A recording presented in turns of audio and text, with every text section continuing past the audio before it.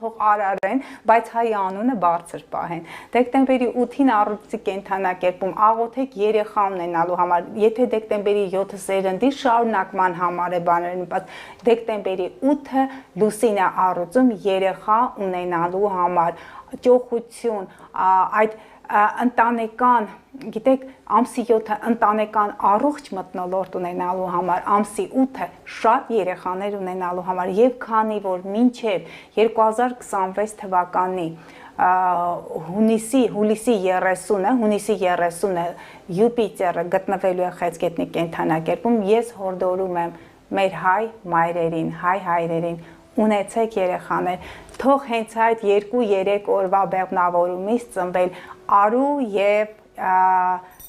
նույնիսկ եթե արու չեն, գեղեցիկ աղջիկներ, հեզաճկուն աղջիկներ, ամսի 7-ին իգական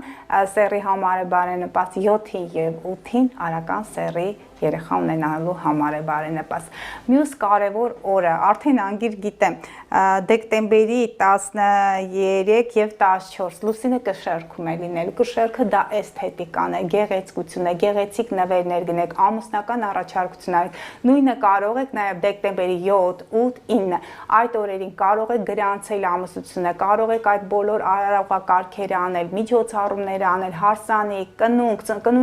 կնունքի համար դեկտեմբերի 7-ն էլ է բարենպաստ, ճիշտ է այդ օրը երկրաշարժն է եղել, բայց թող մեր այդ հայրենակիցների հոգին լուսավորվի եւ հենց ուրախ այդ բոլորի ընտանիքների ուրախ ջերմությունը, էներգիան դեպի երկինք բարձրանա, թող նրանց հոգիներն էլ այնտեղ ուրախանան եւ նրանց ժառանգների մոտ էլ, եթե կան այդպիսի մարդիկ, որոնք նրանց ժառանգներ են եւ որոշել են ընտանիք կազմեն, այդ օրերին կարող եք։ Այդ երկու օրը 13-ը եւ 14-ը կշերքի կենդանակերպում ամուսնության համար, եթե նա ընտանիք,